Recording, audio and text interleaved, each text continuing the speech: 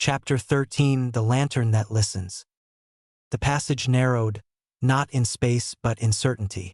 Symbols of flame and feather pulsed faintly along the walls, etched with a precision that felt alive, as though the stone itself remembered the hand that carved it.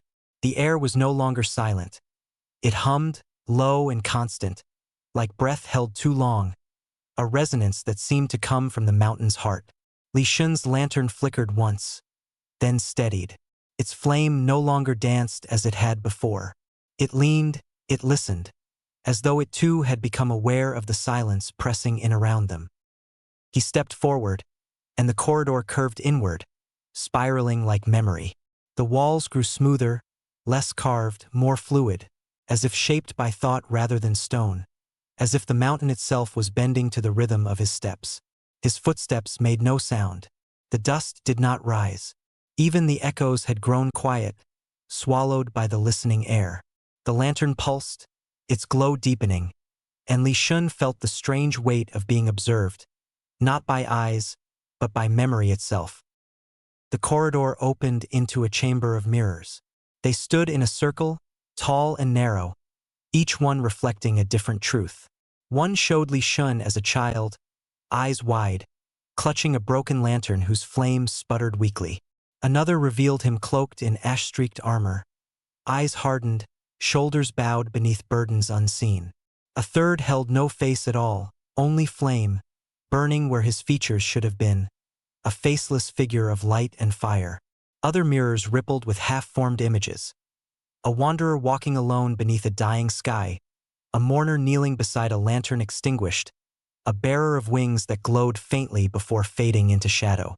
Each reflection was not a simple image, but a possibility, a fragment, an echo of what he had been or might yet become. Li Shen approached the faceless mirror. The flame within the lantern bent toward it, casting light not on the glass but into it, as though the lantern itself sought to pierce the veil. The mirror rippled, its surface trembling like water disturbed by unseen hands. The flame whispered, not words but emotions. Sorrow, heavy and unyielding. Hope, fragile yet persistent. Warning sharp as a blade. Li Shen closed his eyes. He listened. The silence around him deepened, and in that silence he heard not voices but the weight of feeling, the resonance of memory carried through the flame. The mirror cracked. From the fracture, ash spilled forth, slow, deliberate, curling upward into the shape of a figure wrought from shadow and silence. It did not threaten. It did not speak. It simply stood, hollow and waiting, its presence heavy but not hostile. Li Shen reached out, his hand trembling yet steady, and whispered, "I see you." The ash dissolved at his touch, unraveling into nothingness, and the mirror faded. The chamber pulsed once, like a breath released, and the silence shifted. It was no longer oppressive. It was alive. The lantern lifted from his hand. It hovered midair, flame expanding into a ring of light that encircled him, casting its glow across the chamber. The mirrors trembled, their surfaces rippling, and within each reflection voices stirred, not spoken aloud, but carried through memory. He saw a battle beneath a burning sky, warriors crying out as ash fell like rain.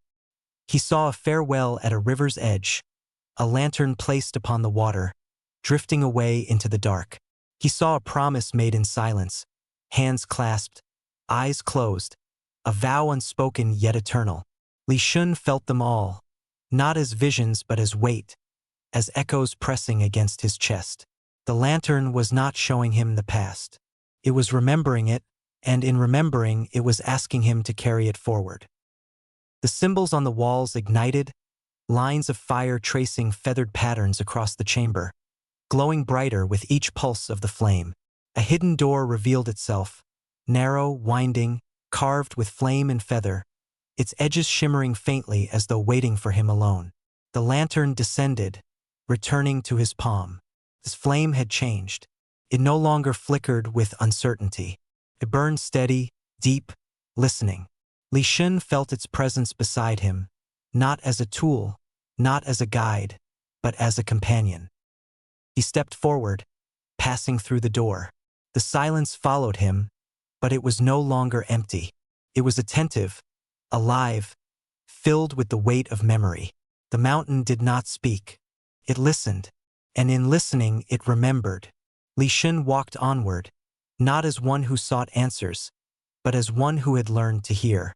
The lantern burned steady in his hand, its flame no longer his alone.